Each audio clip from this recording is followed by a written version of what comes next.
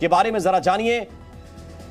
Gas turbines 4LM 25,000, 14 deck हैं इसमें, 14 deck, 2 football field के बराबर रनवे है, जैसा कि सिन्हा साहब बता रहे थे। 45 दिन तक इसका ईंधन चलता है, 45 दिन। 42,800 टन का डिस्प्लेसमेंट है। 51 किलोमीटर, 62 मीटर की लंबाई है। अगर आप 100 मीटर दौड़ते होंगे तो आपको अंदाजा होगा कि 262 मीटर कितना दूर होता है।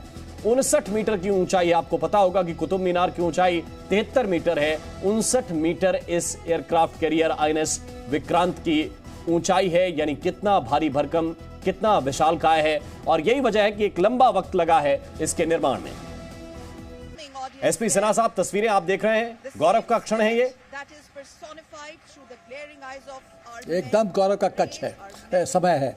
देखो, मैं ये कहने दो तीन बिंदुओं पर मैं टिप्पणी करना पसंद करूंगा कि हमको एयरक्राफ्ट कैरियर चाहिए क्यों। एक है मिलिट्री दृष्टिकोण, दूसरा है आर्थिक दृष्टिकोण। अंग्रेजी में कहावत है, he who rules the seas rules the world, और इसका उदाहरण है UK। इसका उदाहरण है चंद्रगुप्त मौर्य। मौर्यन एम्पायर का आधिपत्य साउथ ईस्ट एशिया के कई देशों में था, इसलिए क्योंकि चंद्रगुप्त मौर्य के पास एक बहुत स्ट्रांग नेवी थी। तो यदि हमको देश को सुरक्षित रखना है, कोस्ट लाइन को 7,516 किलोमीटर को सुरक्षित रखना है, चाइना के कुदृष्टि से बचना है, सी लाइन्स ऑफ कम्युनिकेशन को सेफ रखना है, और ब्लू वाटर नेवी बनाना है। ब्लू वाटर नेवी का मैं मतलब समझाता हूँ। ब्लू वाटर नेवी का मतलब होता है कि जब देश के पास क्षमता हो और अपना मिलिट्री मसल पावर और पूरा अपना शक्ति अक्रॉस हाई सीज यदि वो दर्शाता है, तो उसको ब्लू वाटर नेवी की कैपेबिलिटी या क्षमता बताई जाती है। तो हिंदुस्तान को अब ये समय आ गया है कि अब उसके पास ब्लू वाटर नेवी की काबिलियत हो। एक और चीज़ मैं कहना चाहता हूँ, यदि आप इस एयरक्राफ्ट की कुछ वेपन प्लेटफॉर्म की बात करें तो ये 34 फिक्स्ड विंग और रोटरी एयरक्राफ्ट अपने डेक पे रख सकता है। MiG-29 के उसमें एक इंपॉर्टेंट हिस्सा है। Kamov 31 helicopter, American built multi role helicopter और indigenous built advanced ALH advanced light helicopter, ये सब अपने डेक पे वो रख सकता है। ये इसकी खासूसियत है। और मैं एक चीज़ और कहना चाहता हूँ कि INS विक्रांत 1961 में कमीशन हुआ था, डीकमीशन हुआ था 1997 में। INS विराट 1987 में कमीशन हुआ था और 2017 में डीकमीशन हुआ था। उसके बाद हमारे पास सिर्फ एक एयरक्राफ्ट कैरियर बच गया था, और वो हमने रशा से लिया था नवंबर 2013 में, जिसका नाम है INS विक्रमादित्य। अब हमको यदि ऑपरेशनल दृष्टिकोण से बात करें तो हमको 3 एयरक्राफ्ट कैरियर की ज़रूरत है, क्योंकि 3 में एक वेस्टर्न अपना साइड में हिंदुस्तान के, एक ईस्टर्न साइड में, और एक मेंटेनेंस के लिए, रिफिट वगैरह के लिए सब, और उसके लिए जरूरत है।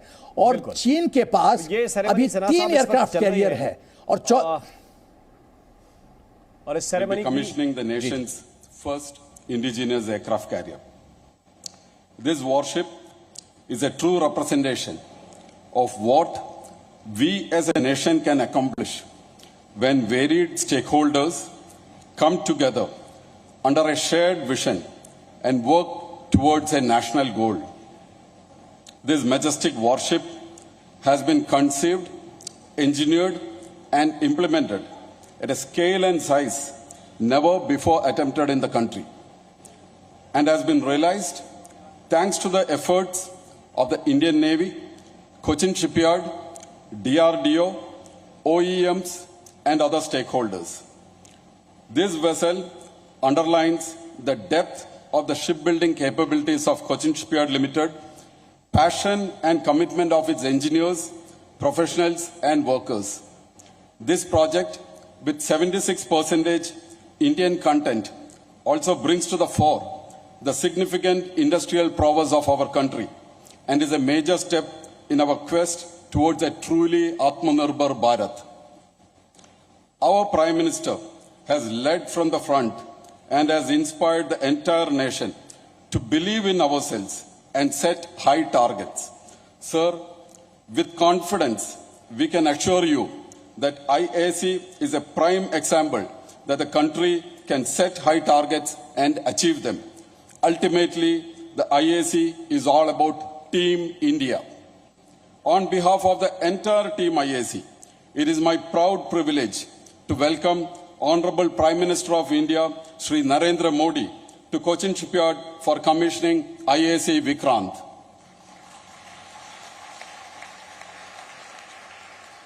I welcome Governor of Kerala, Shri Arif Mohammed Khan, Chief Minister of Kerala, Shri Pinarayi Vijayan.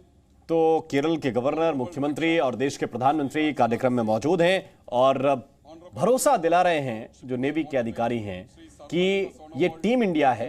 Team India ने जो मिलकर आईएनएस विक्रांत को बनाया है, ये इसके पीछे जो सोच है प्रधानमंत्री की, वो सोच है और उस सोच को साकार करने के लिए टीम इंडिया लगी हुई है। हमारे साथ जनरल कुलकर्णी साहब है। कुलकर्णी साहब, जो भरोसा प्रधानमंत्री ने जताया, जिस विजन की बात कही कि नहीं अब मेड इन इंडिया की बात होनी चाहिए, भारत में बने रक्षा उपकरणों की बात होनी चाहिए, और नया तो हमेशा नया होता है। 1960 में कोई जहाज खरीदा, फिर उसको आपने अपने हिसाब से ढाला, फिर कमीशन में लेके आए और इसके बाद 1997 में वो रिटायर हो गया। अब ये नया है जो 2022 में तो तैयार हुआ है। तो नई तकनीक, नई सोच, नया विजन। जनरल कुलकर्णी, इसमें कोई शक नहीं कि जिस प्रकार से ये मूविंग किला है, एक फोर्ट्रेस है, इससे जिस प्रकार से क्षमता बढ़ती है, जिस प्रकार से आत्मनिर्भर की ओर पहला कदम जो हम लोगों ने लिया है, और खासकर मैं जैसे पहले भी बता रहा था, नेवी जो है इस मामले में बहुत आगे है। और अब जब हमने इसमें महारत प्राप्त कर ली है, मुझे पूरी उम्मीद है कि जो हम लोग तीसरा एयरक्राफ्ट कैरियर की बात करें, उसको बनाने में शायद कम समय लगेगा, क्योंकि पहला एयरक्राफ्ट कैरियर है, पहला इंडिजिनस है, कंप्लीटली डिजाइंड है, तकरीबन 76% जो है इंडिजिनस है, तो इसको हमें 13 साल लगे। और जैसे आपने कहा 20,000 करोड़ यानी तकरीबन $3 अरब का खर्चा है। यही अगर हम बाहर से लेते तो क्या होता, तकरीबन $5 अरब का खर्चा होता। और हो सकता है 13 साल 10 साल, जैसे मैं कह रहा हूं, या आईएनएस विशाल अगर आता है तो वो 8 साल के अंदर ही आ जाएगा। तो इस तरह की जो क्षमता है, इससे जो 550 इंडस्ट्रीज, इंटरनल इंडस्ट्रीज जो है, उनको फायदा होता है। जैसे स्टील के बारे में आप बात करते थे, जिंदल हुआ, बिदानीज हुआ, एसार हुआ, मतलब भारत के अंदर ही बना हुआ स्टील, भारत के अंदर ही उसके जो डिजाइनिंग कैपेबिलिटीज, मैन्युफैक्चरिंग कैपेबिलिटीज, और जिस प्रकार से ये मूव करेगा 45 दिन सी में रहने की, अगर जब हम न्यूक्लियर पावर की बात करते हैं, उसकी क्षमता होती है 50 साल में एक बार रिफ्यूलिंग। इसे तो हम लोग 45 दिन में एक बार रिफ्यूलिंग करते हैं, उसको तो 45 साल में या 50 साल में एक बार रिफ्यूलिंग। तो न्यूक्लियर पावर क्या अलग है, यानी मिड साइज। बिल्कुल आप ठीक